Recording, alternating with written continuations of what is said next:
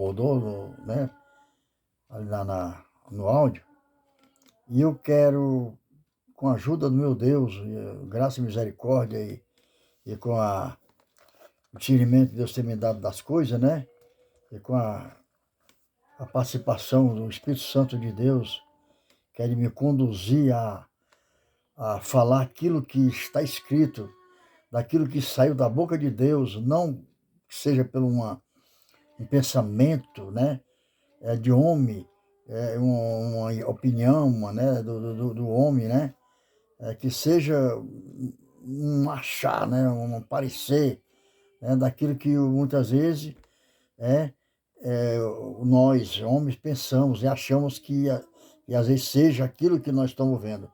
Pois muitas vezes aquilo que nós estamos vendo não é daquela forma. Inclusive, quando se diz a respeito da palavra de Deus, que conduz muito mistério sobre isso, muitos pontos difíceis, como Paulo está falando, há ponto difícil a qual os indultos torcem para a sua própria condenação, né? E a gente com o Espírito Santo se segue mesmo pelas Escrituras, seguindo a Cristo direitinho, como diz as Escrituras, seguindo os mandamentos, né? Tendo este amor pelos ensinamentos da Bíblia, que é a doutrina do Senhor. Então o Espírito Santo nos conduz sempre a ter o conhecimento da verdade, né? Da verdade. E não tem confusão, não há sombra de variação, né? E no nosso Deus. Deus não tem confusão, Deus não faz confusão, né? Tudo de Deus é perfeito e tudo vem no tempo certo e na hora certa. E para tudo Deus tem um propósito, né? Como esse caso mesmo do irmão, e agora, graças a Deus, por esse conhecimento que a gente está tendo, essa união, né? Da gente tá participando agora, o irmão em Pernambuco, aqui em São Paulo, né? Mas a gente está aqui agora por meio das redes sociais, graças a Deus, se comunicando. Então, o que sobre tudo que Deus quer é que a gente aprenda, né, com o Espírito Santo que veio para nos ensinar e para nos consolar, naquilo que é palavra de Deus, não ensinamento de homem, isso é doutrina de Deus. Então, eu vou falar aqui um pouco sobre isso, né, para não tomar muito tempo, irmão, né? Vou falar aqui um pouco sobre isso. Eu estou aqui com as escrituras, está aqui, louvado seja Deus, ao qual eu estive estudando, examinando direitinho, né, para poder, com a ajuda de Deus e na plenitude do Espírito Santo, né, graças a Deus, falar aquilo que convém falar, para tirar as confusões do irmão, não para deixar mais confuso, para tirar as confusões, não que deixe cada vez mais o irmão, né, em confusão sobre isso. Então, fazer de tudo para que o Senhor agora me ajude e passar aquilo que seja bem claro para o irmão entender com clareza as verdades bíblicas, né? Que lamentavelmente muitas pessoas estão seguindo de uma forma errada. E isso está como doutrina dentro das igrejas, inclusive essas portas largas de hoje, né? A qual eu venho combatendo sobre isso, né? E por eu ser um combatente dessas coisas, as pessoas não querem dar ouvido, porque as pessoas já acostumaram com mentira. Já acostumaram com a mentira e estão amando a mentira. Assim como foi no princípio, né? Que quando o diabo ali enganou Eva, e de Eva ali enganou também seu marido, e os dois pecaram contra Deus. Deus falou que eles iam morrer e morreram. Só que eles não entenderam, como muitos outros não entendem. Como aqui eu vou falar sobre a questão do que o irmão realmente também está entendendo de uma forma errada, no sentido de morrer, né? Morrer para o pecado, né? Vou explicar isso daqui a pouco, já. Tá bom, meu irmão? Então vamos lá. Então o que acontece? Quando o Satanás apareceu ali para Eva, em forma da serpente, pode ver que ele trouxe ali uma falácia, né? Ali foi a falácia dele, em querer aplicar o que era da parte dele, que era mentira, para, para que Eva caísse nessa tentação a qual caiu, né? De acreditar na mentira. E nisso o diabo colocou a mentira dele como verdade, e a verdade de Deus ele colocou como mentira. E a Eva caiu nisso, e o Adão caiu também, por participar com a mulher de ter comido o fruto.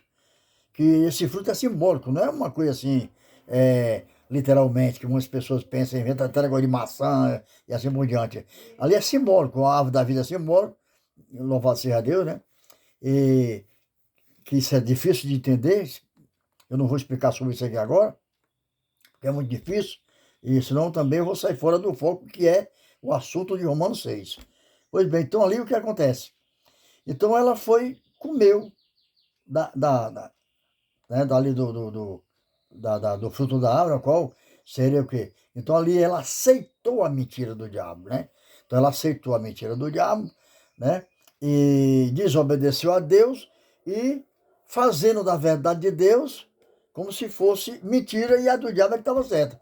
Quando o diabo falou para ela, não, não é bem assim, ele falou para você que se comer morre, não, não é bem assim. É que ele não quer que você fique conhecendo o bem e o mal, né? Porque se comer vai conhecer o bem e o mal, né? Então ali ela foi, comeu e pecou. Quando ela pecou ali, que foi por causa, no sentido de termo de comer, então ali já entra a idolatria do comes e bebe, né? E já entra a idolatria principal, que é tudo aquilo que não sai da boca de Deus, é idolatria.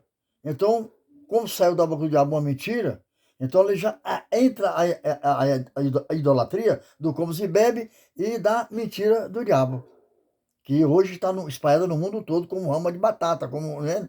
Como essas árvores trepadeiras assim, que ramifica tudo, que vai longe as suas ramas, assim espalhou essa mentira do diabo e está hoje nas igrejas e muitas pessoas estão realmente embebedadas com isso, né?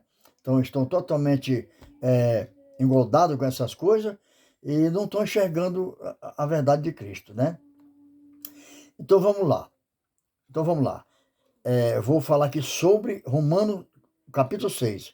Então eu vou ler aqui o título, que o título já é o resumo do conteúdo do que vamos ler todinho pela frente. Então o título já é o conteúdo. Louvado seja Deus, né? Já está falando sobre o conteúdo de tudo. Como diz aqui assim, né? Pois bem. Então aqui, meu irmão, olha lá. A graça não nos deixa permanecer no pecado, né? Antes, livra-nos do poder do pecado. Louvado seja Deus. Então, irmão, aqui eu vou falar simplesmente agora sobre o título do que está aqui já representando, com todo o conteúdo que está aqui, né? Do capítulo 6 até onde o irmão fala, até o 10. Louvado seja Deus. Se eu for falar tudo aqui agora, vai tomar muito tempo. Então eu vou dar uma explicação sobre isso aqui, o que é que está querendo dizer aqui já no título. Louvado seja Deus.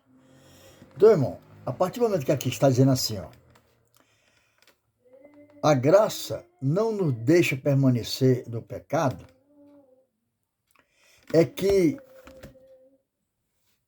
está querendo dizer aqui, essa sã doutrina que vem do Senhor Deus, por meio do seu Filho amado, o Senhor Jesus Cristo, e que hoje é nos ensinado pela ação do Espírito Santo na nossa vida, é que a palavra não deixa, como está aqui dizendo, glória a Deus, não deixa permanecer no pecado, é que não é tirar a gente, isentar a gente de pecado.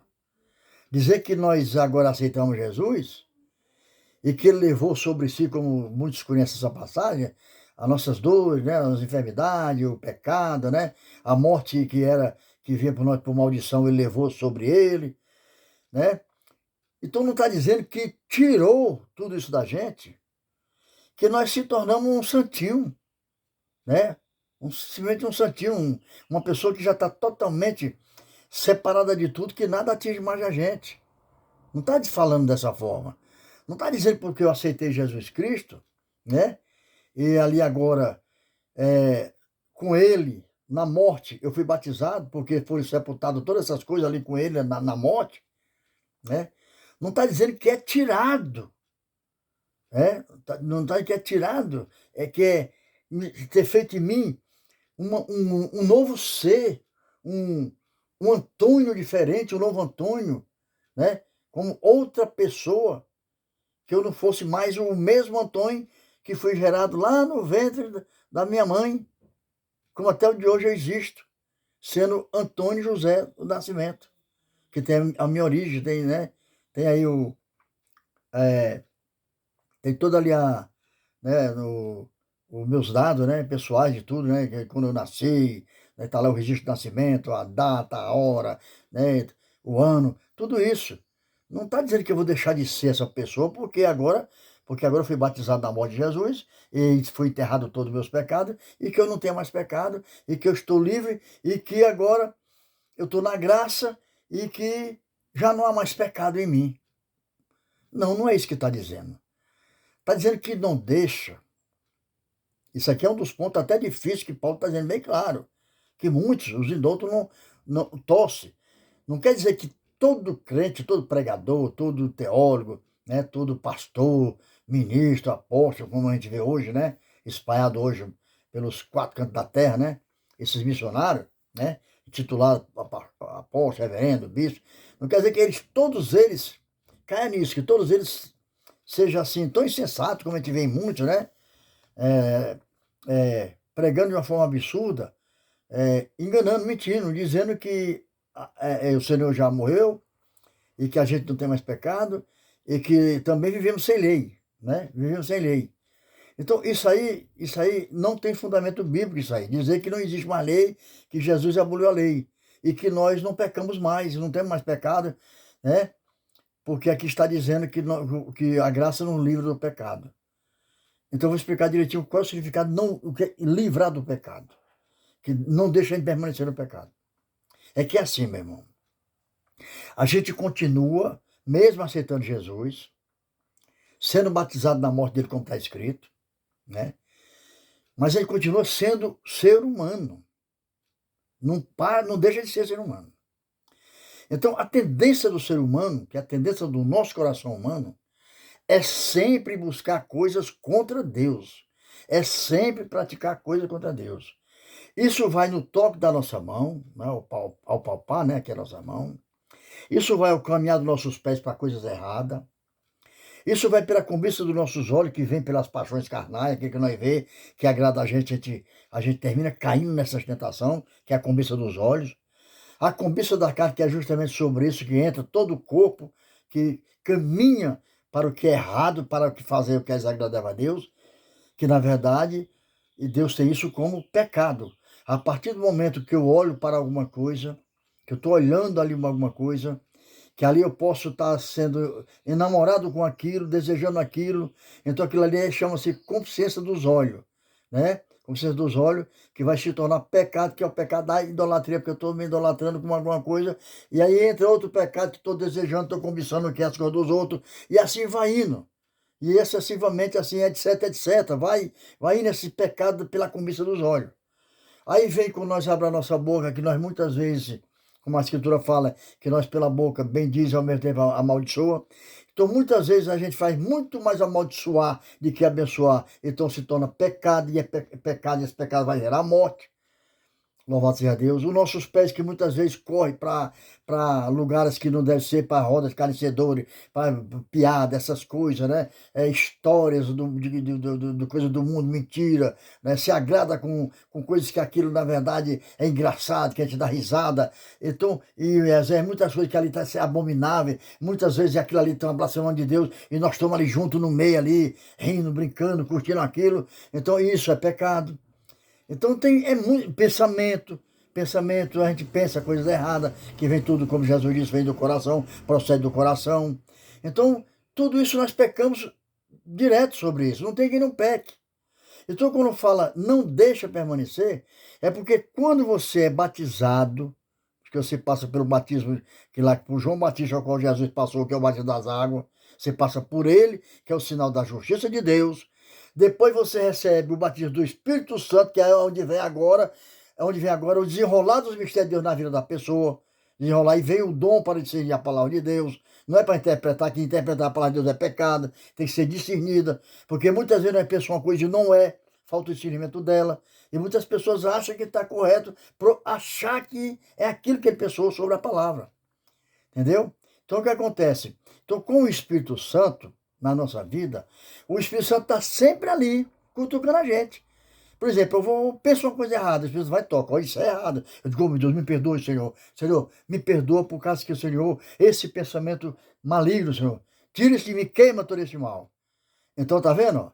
Então a graça está me livrando de permanecer no pecado. Ou seja, o Espírito Santo está comigo, repreendendo, me avisando para mim não permanecer nele. Que aqui vai gerar morte. Louvado seja Deus. Aí é o olhar, de repente estou olhando para uma coisa, de repente estou olhando para uma coisa que às vezes não convém olhar, que passa a desejar muitas vezes, né? Ainda mais no sentido de mulher.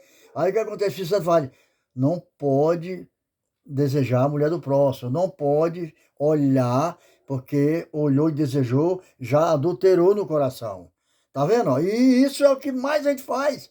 Aí o Cícero fala, não pode. Aí se você vai dar ouvido, você fala, meu Deus, Senhor, meu Deus, eu estava fazendo, me perdoa, Pai, oh meu Deus amado, aleluia, me ajude, Senhor, para que eu não caia mais nisso. Então ali a graça vai abençoar para que você não permaneça no pecado.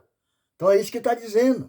Louvado seja Deus. Não é dizer que a gente não peca mais, foi tirar pecado, já levou, e que nós agora não é mais pecador, não. A gente continua sendo pecador, porém pecador remido e redimido pelo sangue que Jesus ali na cruz derramou por nós. Como o cordeiro foi imolado, uma vez só por toda a humanidade. Ou seja, quem crê dessa forma vai ser salvo. Porém, não está tirando ninguém, não está isentando ninguém da lei, da condenação do pecado que está na lei, que é a força do pecado, que a força da lei é o pecado. É por isso que está dizendo que na lei, se pecar, morre na maldição, que Jesus amaldiçoou. Até a terra, na época lá de Adão e Eva, o Senhor, Deus, ele amaldiçoou tudo. Falou que o homem agora ia trabalhar do seu rosto, ou seja, com sofrimento, né? Então, tudo isso, louvado seja Deus. Então, ou seja, todas essas coisas, se de repente eu olho ali por alguma coisa, aí vou passar a mão ali, ninguém tá vendo, escondidinho, aí vou, levo aquilo para casa, um dinheiro, qualquer outra coisa, né? Que eu pego aquilo ali e levei que não é meu, né? Ninguém me deu. Então, aquilo ali o Espírito Santo tá vendo. Ou seja, Deus está vendo tudo, mas o Espírito Santo, se está comigo, ele vai, por que tu fez isso?